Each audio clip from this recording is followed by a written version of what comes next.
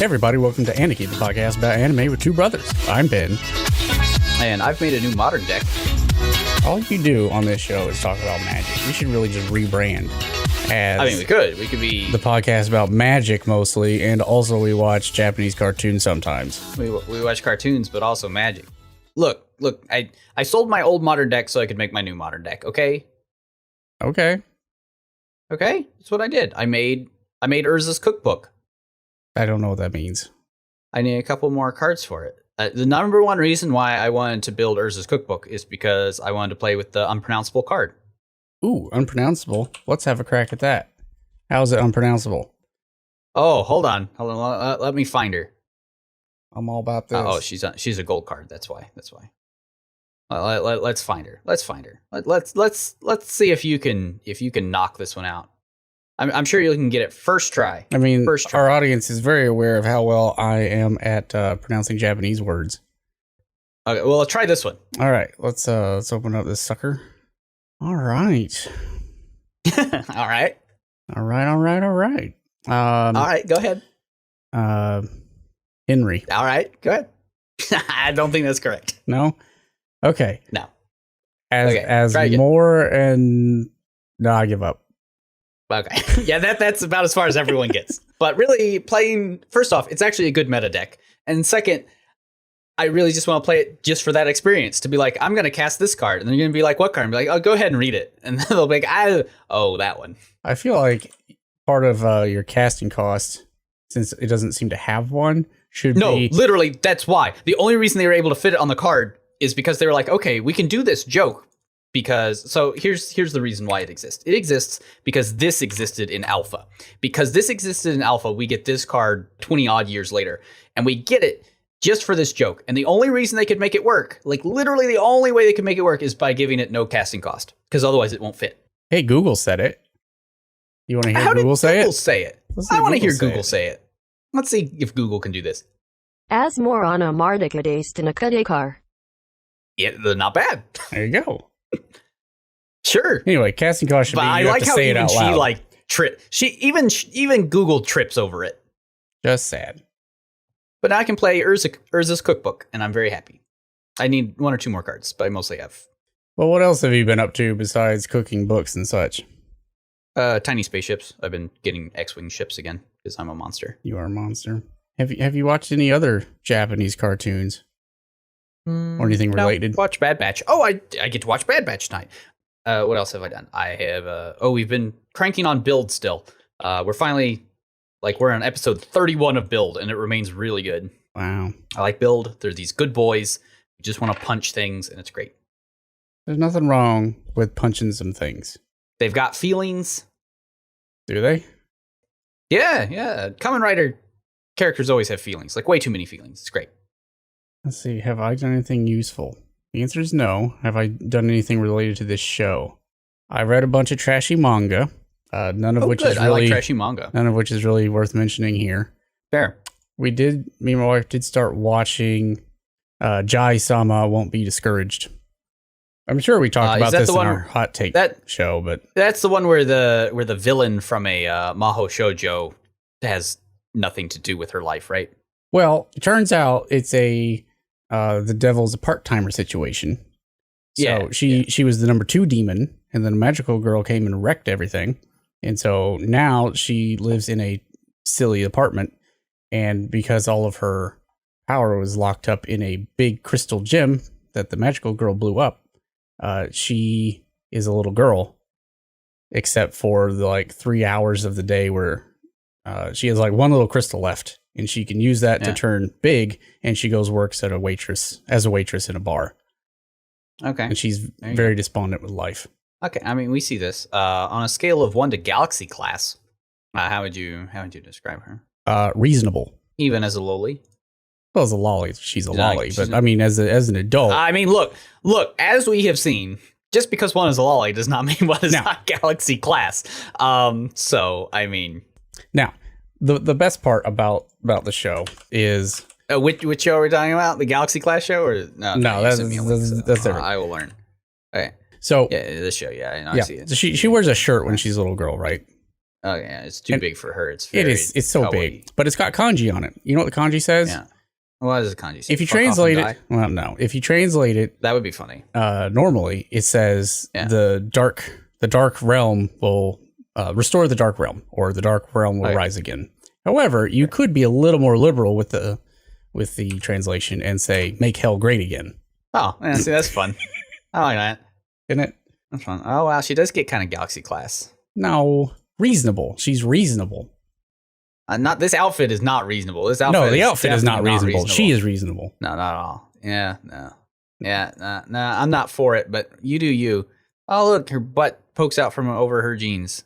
No vagina bones, though, but she's got kind of ribbons that kind of give you that.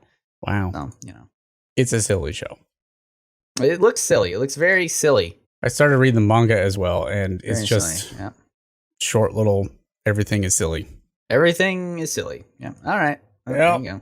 That's about all she wrote on the anime side. That's about all you got. Yep.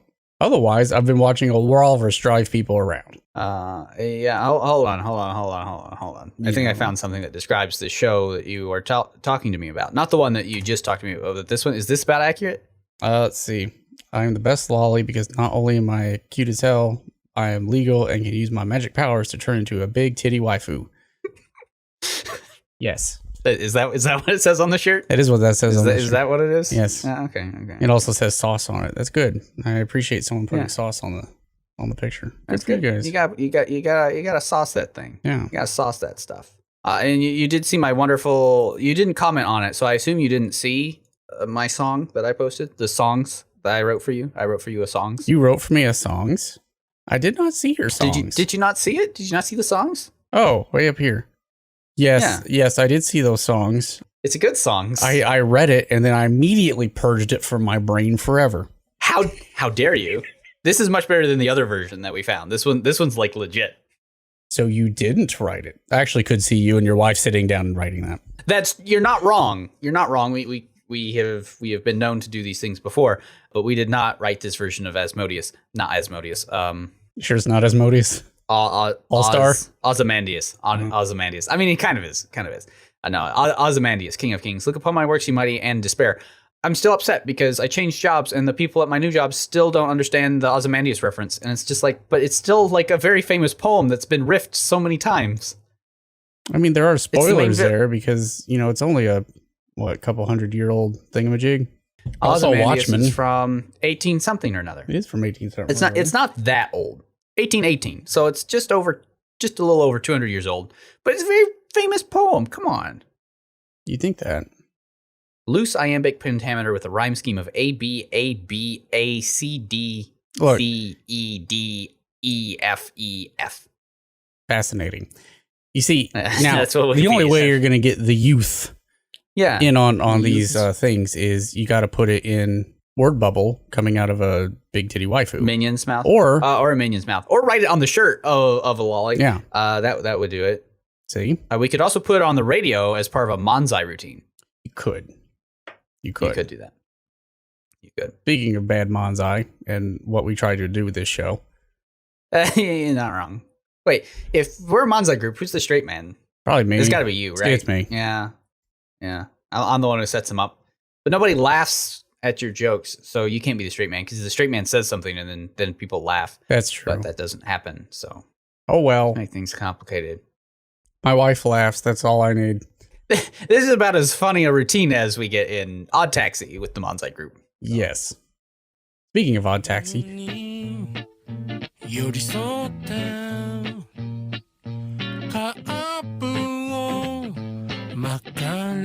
How did you like Odd Taxi? It's quite a thing.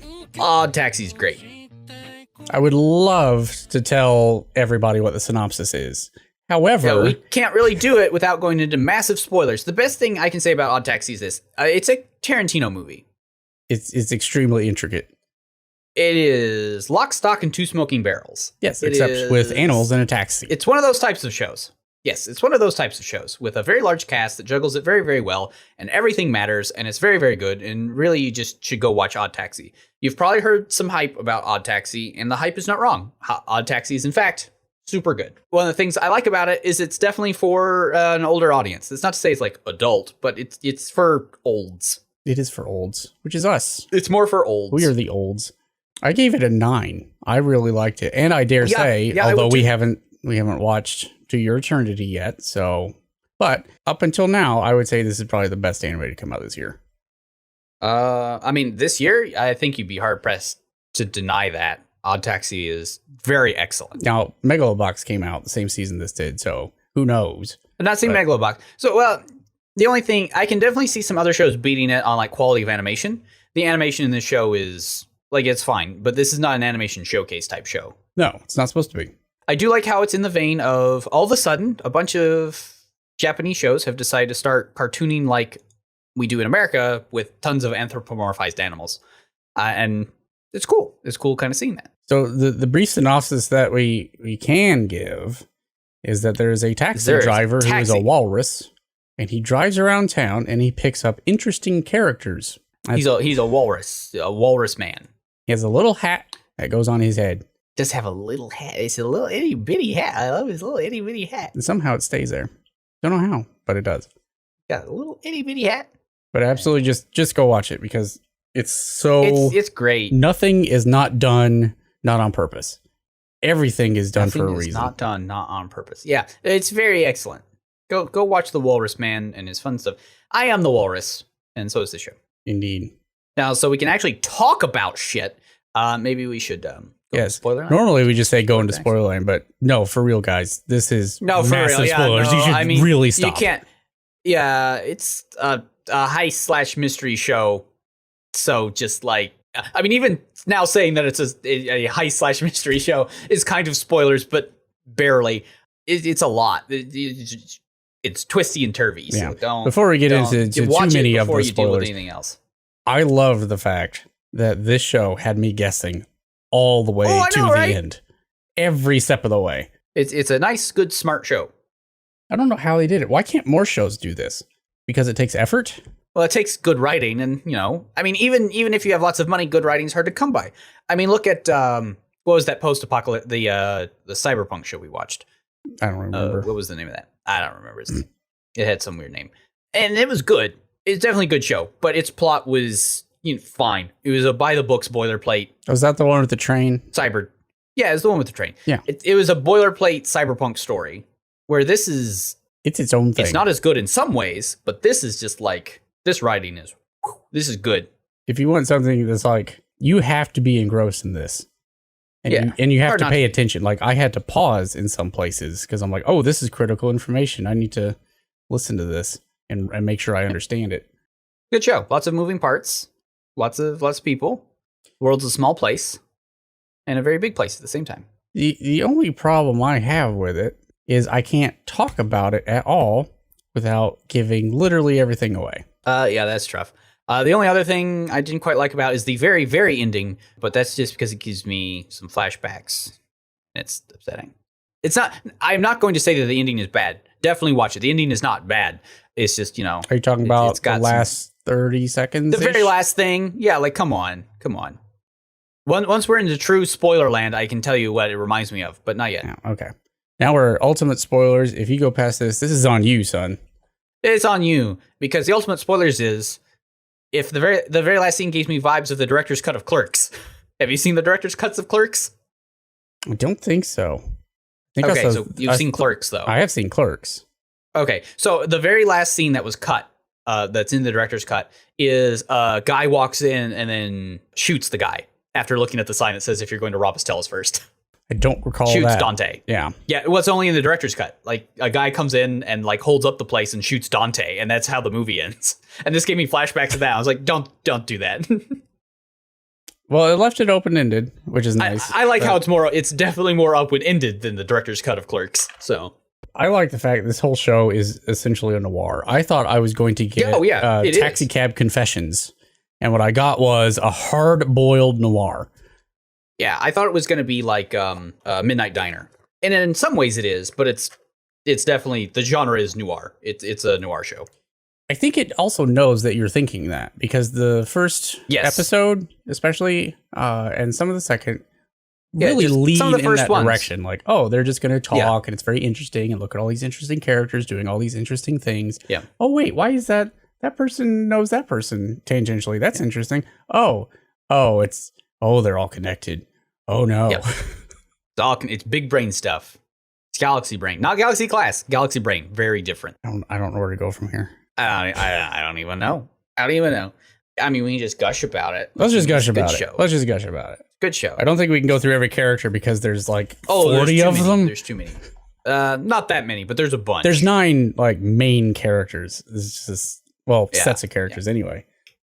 Well, and I like how it makes all the characters. None of the characters are like wholly good or wholly bad. Like even the villain. Which one? What's his name? The monkey, the ape, the baboon. I kept going back and forth with him. Well, exactly right, but he is okay. I guess the biggest villain is Nobu, the rapper, the rapping porcupine. Oh, Yano. Yano, that's it. I don't know where I'm getting that name from. Yano, I guess, is the most villain. And even he's not. What's his name? Bad. No, nope. He's just. I mean, he kind of is. He's worse than our boy. He's more sociopathic than Taxi. Dobu. Yes. Dobu, that's what I'm thinking of. They're both bad. I thought Dobu was obviously going to be the main villain because he's super shady. He's got a gun, which is a big no-no in Japan. So, he's some rough stuff. And he works for the yakuza, big boss man. But then maybe he doesn't. But then maybe he beats his girlfriend. Definitely beats his girlfriend. Yeah. But then maybe he has a heart of boy. gold, kind of. Maybe he's Kind of? okay. Yeah, no, exactly. Now he's extorting people. Yeah, all the characters are very complicated. I mean, other than maybe Tanaka, he's just an idiot. Yano, like Daimon, the Daimon brothers. Yamato, who you think, okay, like Yamato's the villain. And it's like, nope, he's not the villain either. So it's just... There's only one really true solid. villain. You don't find that out until the end. Which is what? Oh yeah. There's only one real psychopath. That's true. She is. Turns out she is the villain. Man, I don't know. It's all just so good. The best thing about... There's so many best things about this show. Yes. Another best thing about this show is when the gun is presented, it's a revolver. And the first time it's fired, I started counting bullets. I know. And that mattered. I was so ready for them to be like, okay, this is Japan. They barely know how guns work. They're just going to let him have infinite shots. But it's like, no, there's only 6 shots. And I was already ready to be like, well, I can headcanon this on he somehow found more ammo, even though it's not really possible in Japan. So once he's done with the 6 shots, he should be done. And then at the last episode, it like matters that there were just 6 shots. Yes. And we counted and like, but then you have the big brain moments like, wait, but I know that he didn't fire one of those shots and now he can shoot Dobu. And you're like, that's the thing is I was keeping count. I was keeping count of how many shots there were. I wasn't keeping count physically, like on paper or even mentally, but I was like, I know he's starting to use up most of his shots. I did mentally. I counted and I got to 5. I was at 5 and then Dobu was like, hey man, you're out of bullets. I'm like, no, he isn't. He's got one left. Well, and it makes sense that Dobu would think that he's shot 6 bullets because he gets shot in the leg. Yeah. But that was not Skull Mask. Never saw was that. Younger Daimon. And you're like, yeah, big brain. That's smart. We were rewarded for paying attention. That's nice. Exactly. And that's the smartest thing that the show can do. Just like how the twist at the end that spoilers, they aren't all animals. Like you kind of know, you figure it out a little early, but not so early that you're like, well, obviously they're not all animals. They hint at it a couple times. They hint at it enough that you're like, okay, I'm pretty sure this is what's going on. Like it does a good job of making you think, I'm pretty sure that this is the solution. And then that way, when they reveal the solution, you feel smart instead of just being like, yeah, no, obviously. Actually, they hinted at it before Gorilla Man, whose name I forget. Oh, Goriki. for sure. Before he starts going on Goriki. his little quest, because when Miho, the alpaca, gets into the cab for the first time, Odakawa's like, "Oh, I recognize you because you're the only alpaca around," and she's like, "Hmm." He's like, "Never mind." Yeah. Well, I mean, you also just get it from the fact that they reference real world humans. Yeah. Even in episode 1, and you're like, well, that's a little weird. So it's just like, are these people animaled just to make the show seem a little more surreal, or to make the violence not seem so over the top, or what? I mean, it leaves you asking, like, why are they cartooned to be anthropomorphized animals? Yeah. And like, well, I mean, obviously everybody's anthropomorphized in such a way that it fits their personality. But then it comes back around. It's like, well, this is why. And you're like, ooh, yes, this is very smart and very clever. Yeah, I think the most on the nose reference is the manzai group names themselves the Homo sapiens. Yes, and again, you're like, okay, so are humans real? Are they not? Like, are people like living somewhere else? I don't know. Yeah, who knows? And I was very glad that once they revealed it was like, yes, they are all actually human. I was like, but I want to see their human forms. I do kind of wish that their human forms had been very real, like very realistic. But I was still happy. The only animal reveal I didn't like was the one monkey guy. What was his name? Oh, yeah. Yeah, he was a little older than I thought he should have been. He's way older. Yeah, exactly. Right. Kakihana. I figured he would. I thought he was like 20s, 30s. Yeah, older 20s, mid 30s, maybe. He's balding 50-year-old or something. I don't know. Maybe that's more like a facial distinction that you don't pick up unless you like live in Japan. I don't know. Yeah. But for sure. Well, again, like, I mean, we just watched Agretzko, right? Mm-hmm. And Agretzko is another, I mean, they're all obviously animals, but like, are they animals in Agretzko? It doesn't matter that they are they're all human. Mm-hmm. But in this, it's a little more, that's what leaves you questioning, especially when they reference like Bruce Springsteen and stuff. It's like, are they really animals, or are we just doing like an Agretzko thing where they're just like stand-ins, or are they? Then your switch flips and it's like, maybe this is just how our main character sees everybody. And then you're like, okay, it is, but like, is he really seeing them like this? And then there's his special power of being able to spot people in crowds. And it's like, okay, well, he must see them as something different. That's like, he can tell that Dobu is Dobu because obviously he's in a skull mask, but his face is still shaped like a baboon. So, I mean, the show doesn't like hand you the answer, but it does contradict itself several times, saying, oh, he's really good at picking people out in a crowd. Also, he's terrible at faces and remembers no one. Yeah, it's like, well, how does that work? But they're both, and they're both demonstrated to be true. So how? Yeah. And the same thing with just like Dobu in the skull mask. You're like, okay, he obviously doesn't look like the guy who shot Odakawa, but everybody still thinks he could be that guy, but he very much isn't. So it's like, how much is this cartooning, quote unquote, real or not? And you're left in this sort of good lurch where you're like, obviously they're not stupid. Like, obviously Dobu in the little skull mask obviously couldn't be mistaken for the other guy, for Tanaka, unless they're both human. But are they actually both human and we're just like not worrying about their fact that they're anthropomorphized or what? But then it all comes back around and it works and you're like, ooh. I think the only time I felt, and this is in retrospect, I felt like we were intentionally misled rather than just the show allowed us to go down the wrong paths, which is the best way of doing it. And they did a lot of that. Yeah. But you do notice that the show is told almost entirely from Odakawa's perspective. But the key word there is almost. There are several scenes that are taking place away from Odakawa, and they're still animals. I get why you have to reveal some critical information, but I would agree. But again, it's one of those things where it's just like, okay, well, but again, this is narratively, it is from his point of view. Yeah, it happens so infrequently. I think there's like 5 scenes like that total. There's not very many. And most of them are related to Mystery Kiss. Yeah. So, but again, he has seen all the members of Mystery Kiss, so it makes more sense. True. He has seen all of them. I did like Yano. Yano was something else.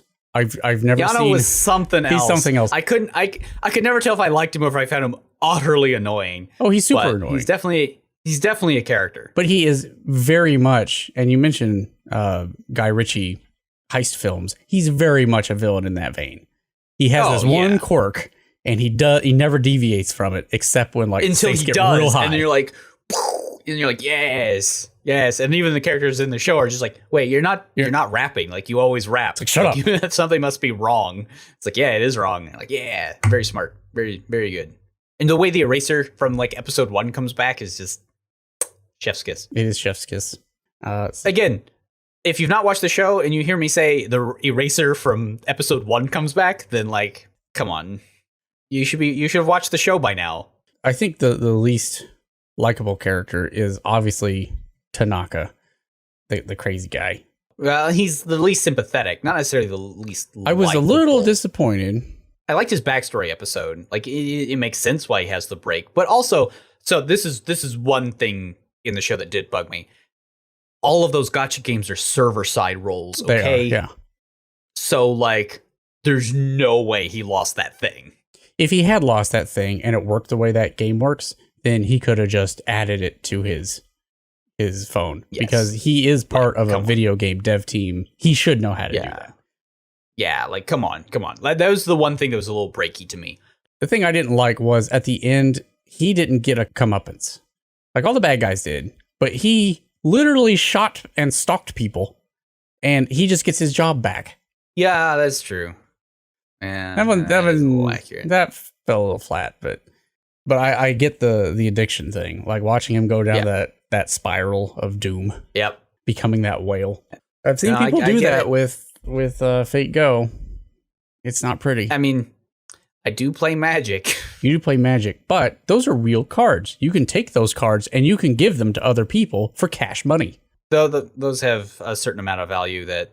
If you want to watch something real sad, go watch the Azure Lane yearly anniversary broadcast thing. It's like 8-12 hours on YouTube, live broadcast, and they will call out the whales. And there are people who have spent $500,000 on this game to get some JPEGs with them anime titties on them. So you, hold on, I'm confused. Are you talking about gacha games, or are you talking about non-fungible tokens? Yes. Oh, I see. Actually, they're not even non-fungible tokens because you can't trade them. I'm well aware. Yeah, no, gacha games are awful. Free to play only, please. The only caveat to gacha games is as long as you play them like actually casually and aren't insane. Exactly. But yeah, like me, I will play Fate Go for like an hour, maybe a month. You can spend money on things that make you happy for sure, but realize that is also the justification that drug users use. So, True facts. Maybe think about that before you hit that more gotcha button. Or buy another pack of Magic. Quartz, look, heroin, think about it. Same thing. Just one is a rainbow, one isn't. Well, I mean, one lets you see rainbows. Oh my. One lets you taste the rainbow. Problematic. Let's talk about Mystery Kiss. Mystery Kiss. The real villain. Dude, that is the real villain is idol culture, but that's always true. Speaking of idol culture, and a brief tangent, Idol Simulator is out on Steam. Hell yeah, I'm firing up Steam right now. Idol manager. So you are the manager of an idol group. Yes. And you have to deal with stupid drama and stuff. Yes. Let me find the link. Why does it say excluded by preferences? I don't know. Maybe you're like, I general don't want mature dumb content. anime games. Why would I block that? Here you go. Boom. We got it. Yeah. I'm there. Yeah, you got a little office, and you got to deal with the fact that they're going to get in fights. One gets better gigs than the other one, and yeah, like this seems sweet. I bought it, but I haven't played it yet. But I want to play it real bad. And now I'm just worried that it's going to end up like Mystery Kiss and do you date them? Murders. I don't think you date them. Can you abuse them socially? I hopefully. Good. I mean, that's part of the real idol experience. Yeah, that is part of the manager requirements. It's on the job description. Basically, you have to be miserable. Idol culture is awful. I'm glad that that's at least one thing we don't have in the States. Ugh. Anyway, idol culture is bananas. So you see these girls initially, and you're like, oh man, they're trying so hard. I hope they succeed too, because you think it's going to be the idol group from Agretzko, and they're not. They're a real idol group, and they're awful. They're all awful to each other. See some of it, you're like, oh, Rui's kind of a bitch outside of the performance. That's to be expected. But then Rui's terrible because she cut up a body and was going to kill someone. That's true. And then you have what was her face? The Calico. Sakura? Oh, the Calico. Ichimura. Yeah, who runs Badger Games, which I've not heard that term before. Is that even the American term? I don't know. Badger game. From Wikipedia, a badger game is an extortion scheme or confidence trick in which the victim is tricked into a compromising position to make them vulnerable to blackmail. I guess that's what she was running. I thought she was just running like a catfishing type deal. They were, but given that he was like an old dude, turns out, and she was 18. Yeah, they were just going to get him that way. But when it turned out that he was lying about his income, they're like, well, I guess we'll just beat him up for a bit. So she's bad, except she tries to get out of it. But she's also heartless. She's the least bad out of the bunch of them. And then there's the other member, who's like super sweet. She likes fried chicken. Also, she strangled a girl to death. Also, she's a murderer. And she may have killed more. more. She might kill our pro tag. And you're like, please don't. Please don't. Don't kill Odakawa. He's worked so hard. He's got so far. Don't make it so in the end it doesn't even matter. Wow. Way to go. Way to bring that up. Yeah, you got to every time. Yeah, that one I didn't see coming. However, I kept wondering all through the last 3 episodes. You keep wondering. It's like but wait. What has happened to the mystery girl? Because at first you're like, okay, Odakawa has her in his house. Obviously. That's what you think. Oh, but you think that's like, obviously he's not doing it in an evil way. He is like giving her a place to like hide. Yeah. You're like, okay. And then they find the body and like, okay, like I remember this from the beginning of the show, but like, is this someone else? Or like what? And they're like, no, it's Super, the missing high school girl. Like, okay, well then who does he have in his house? And it's just like, oh, it's just. And then I was like, okay, maybe it's just a pet. Maybe he just has a pet. And then it's like that is the answer. It is a cat. He just had a pet cat. And I do love how he's like, oh, thank God, it was not a real human being. The big twist, if for some reason you've not seen the show yet and you're still listening to all of us ramble on, is he has a medical condition where his sensory input isn't lining up right. So he doesn't recognize people as people, but rather as animals because of really wicked childhood trauma. So that's why everybody is animals. And then he's like, oh God, I sure hope my pet cat is actually a pet cat. It's like, okay, it is. And you're like, oh. Oof. But back to the murdery girl. Yeah, she's a murderer. You think, okay, well, Ruri did it. But then, no, Ruri helped chop up the body and chuck her in the ocean. And she was going to kill her because... Oh, for sure. Obviously. She got picked over Ruri to be the front girl. Okay, well, did the manager do it? Because the manager walks in and sees Ruri about to kill her, and she's already dead. So I'm like, well, I guess the manager did it. But why would he do it? I guess because he's a yakuza member, something. But then he gets like, and it's just like, no, he like loves this group. Like he'll betray his boss for this. Well, then who's that? And then the show just forgets all about it. They're like, don't worry about that. And I'm like, yeah, but who actually killed her? Yeah, but like how happened? What happened here? And then they give it to you. And you're like, oh, okay, so this now it all comes together. Idol culture, man. Don't worry about it. Just be glad we don't have it here. Everybody in the show except Odakawa is driven into the terrible positions they're in because of greed. Generally speaking, yeah. Odakawa gets out of things because he is not greedy. Like, he is the only person who's just like, yeah, no, I'm happy with my station in life. He's fine. I'm not too worried about it. He's offered $1 million. 100 million yen. He's like, okay. I don't want it. No, thank you. I would rather keep my hands clean and my nose down. I just want to drive my taxi, which is good for him. But it doesn't like make him an angel. Like he was willing to let Dobu die in a parking lot. Yeah. I mean, though, because like Dobu was also kind of a crappy person. I mean, not so much that he deserved to die, but he was just like, look, now you've gotten your comeuppance. People probably reported the shots. You're going to have to live with these choices because I've got other things I need to do. Let the chips fall where they may, son. Yep. The only group of characters that I don't really feel fit anywhere was the manzai group. And we spent a lot of time with them, and I don't feel like they fit fully into the narrative. They don't really land anywhere. That's true. They're kind of the side story in a lot of ways.